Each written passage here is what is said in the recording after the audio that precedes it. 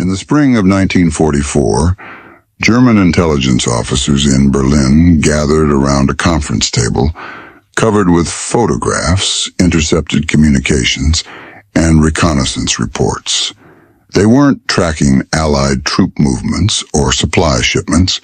They were tracking one man. His name was George S. Patton, and the Germans were desperate to know where he would appear next. For months, German High Command had devoted more intelligence resources to tracking Patton than any other Allied commander. Not Eisenhower, who ran the entire Allied operation. Not Montgomery, who had chased Rommel across North Africa. One American general consumed German intelligence like no other. Field Marshal George von Rundstedt, the senior German commander in Western Europe, monitored Patton's movements closely. Any information about his location was considered high-priority intelligence. Rundstedt had fought the best generals the Allies had to offer, but Patton was different. Patton terrified him. The Germans first encountered Patton in November 1942 during Operation Torch, the Allied invasion of North Africa. Patton commanded the Western Task Force, landing 35,000 American troops on the coast of Morocco.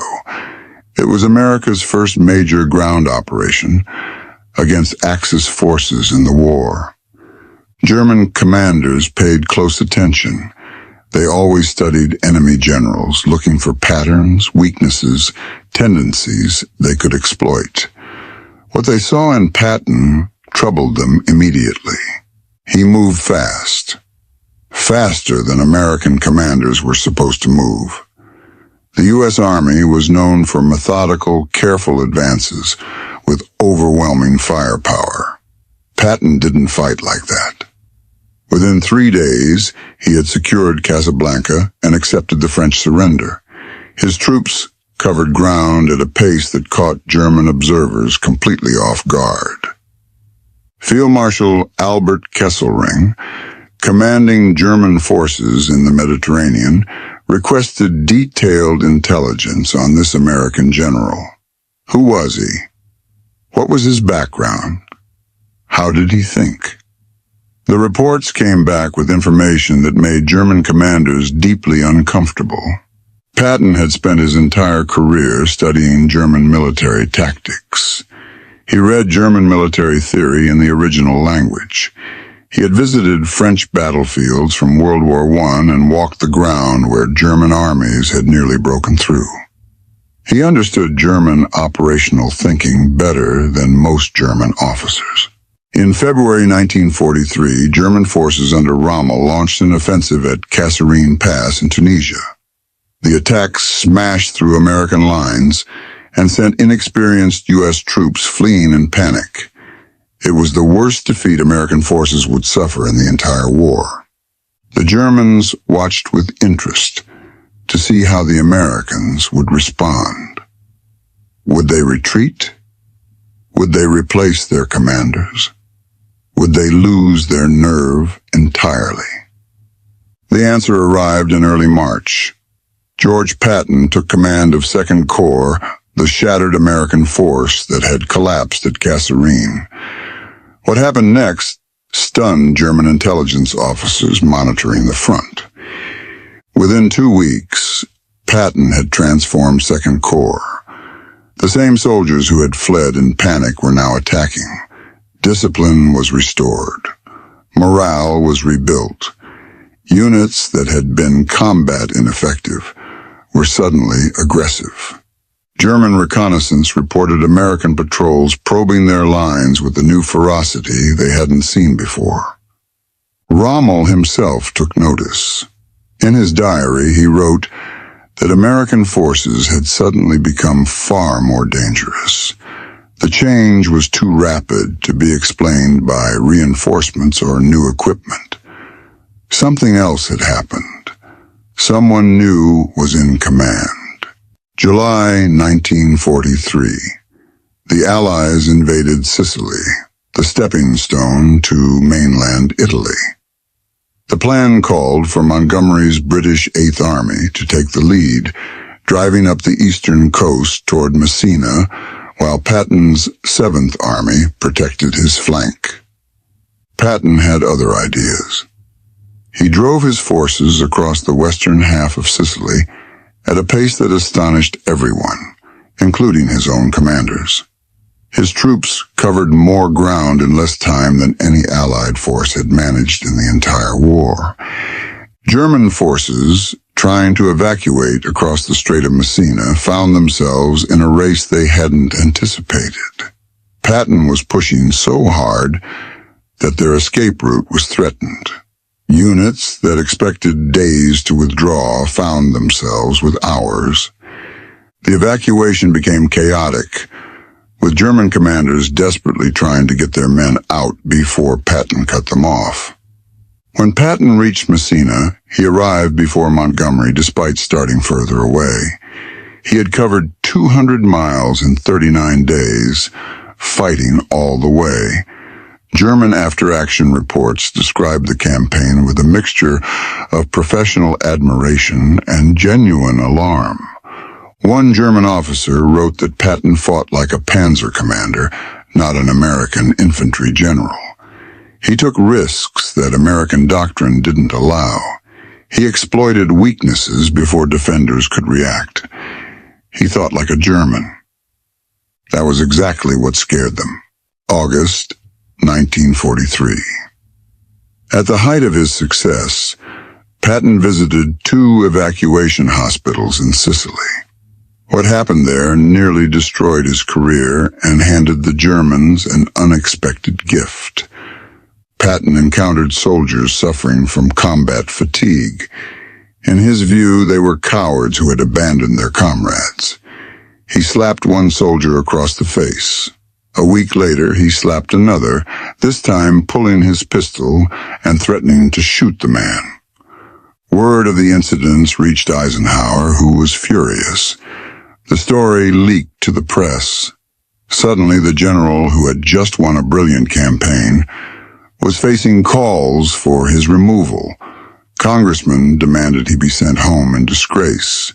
Newspapers ran editorials calling him unfit for command. German intelligence monitored the controversy with great interest.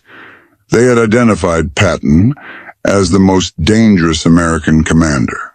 Now the Americans might remove him themselves. German officers couldn't quite believe their luck. But Eisenhower didn't fire Patton. He reprimanded him severely and kept him in place. The Germans noted this decision with concern. The Americans clearly valued Patton despite the scandal. That meant they were probably saving him for something important.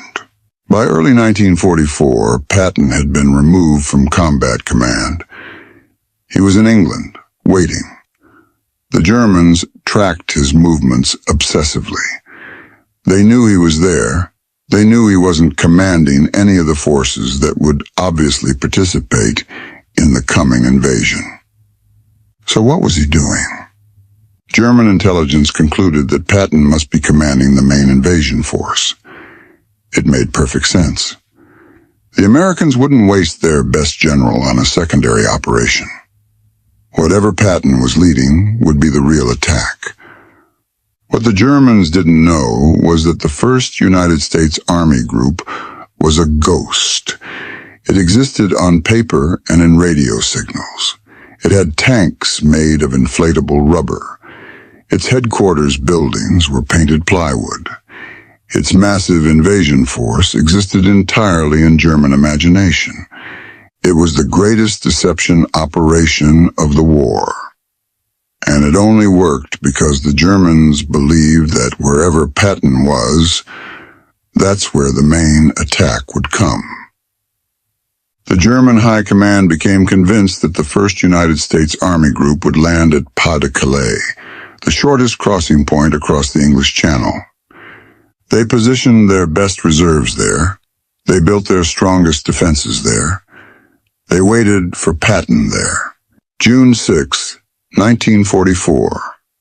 Allied forces landed at Normandy, 150 miles southwest of Pas-de-Calais. The invasion Hitler had been expecting for years had finally arrived. But German commanders hesitated. Was this the real invasion? Or was this a diversion meant to draw their reserves south before Patton struck at Pas-de-Calais with the main force? Field Marshal Rundstedt wanted to release the panzer reserves immediately to push the Allies back into the sea. But the order never came. Hitler and his staff believed the Normandy landing might be a feint. The real attack, led by Patton, could come any day at Calais. For 6 critical weeks, German armored divisions sat near Pas-de-Calais, waiting for an attack that would never come. The divisions that could have crushed the Normandy beachhead in its first vulnerable days remained frozen in place.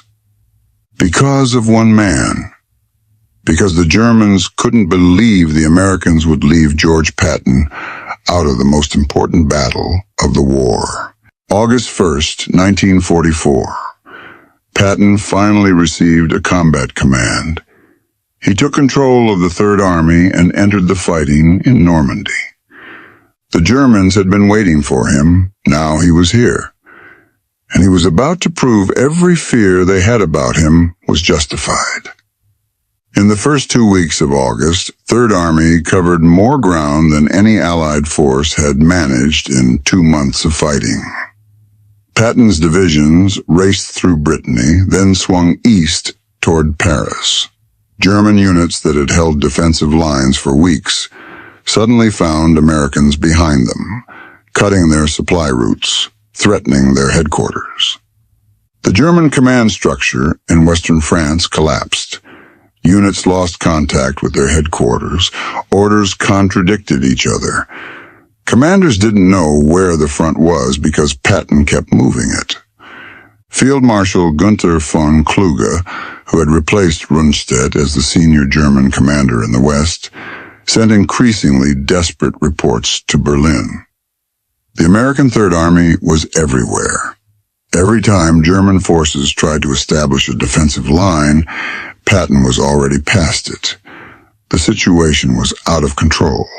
By mid-August, Patton saw an opportunity that could end the war in France in a single stroke. German armies were retreating through a narrow gap near the town of Falaise. If Allied forces could close that gap, they would trap hundreds of thousands of German soldiers. Patton pushed north toward Falaise, while Canadian and Polish forces pushed south. The pocket tightened. German units inside began to panic. Soldiers abandoned their vehicles and tried to escape on foot. Officers lost control of their men. The destruction was catastrophic. German losses in the Falaise pocket exceeded 50,000 captured and perhaps 10,000 killed. Equipment losses were even more devastating. The German army in France lost most of its tanks, artillery, and transport. German officers who survived the pocket later described it as worse than Stalingrad. At least at Stalingrad, they said. There was time to prepare. Patton gave them no time at all. After the war, Allied intelligence officers interrogated captured German generals extensively. They asked about Allied commanders. Which ones did you respect? Which ones did you fear? The answers were remarkably consistent. Montgomery was predictable, the Germans said. He was methodical and careful. You always knew what he would do next. That made him easier to fight. Bradley was competent, but cautious. He didn't take risks. German commanders could anticipate his movements and prepare defenses accordingly. But Patton was different. German generals used words like unpredictable, aggressive, and dangerous. Field Marshal Rundstedt said Patton was the Allied general they most feared. General Fritz Bayerlein, who commanded the Panzer Lehr Division, said Patton was the only Allied commander who had the instincts of a German panzer leader. The Germans respected Rommel because he was bold and unconventional. They found those same qualities in Patton. He didn't fight by the book. He made decisions faster than his opponents could react. He understood that war was about speed and shock and violence, not careful planning and overwhelming force. Rundstedt put it simply. Patton, he said, was the most dangerous man they faced. December 1944. Germany launched its last major offensive of the war. A massive attack through the Ardennes forest that caught Allied commanders completely by surprise. Within days, American forces were in retreat. The 101st Airborne Division was surrounded at Bastogne. The situation was desperate. Eisenhower called an emergency meeting at Verdun. He asked his commanders how quickly they could counterattack. Most generals talked about weeks of preparation. Moving armies was complicated. They needed time. Patton said 48 hours. He could attack in 2 days with 3 divisions. The other generals thought he was grandstanding. It was impossible. You couldn't turn an army 90 degrees and attack on a completely different axis in 48 hours. The logistics alone would take weeks. But Patton had already prepared. His intelligence officer, Oskar Koch, had predicted the German attack when everyone else dismissed the possibility. Patton had quietly developed contingency plans. When the attack came, he was ready. Patton made one phone call. Within hours, Third Army began its pivot north.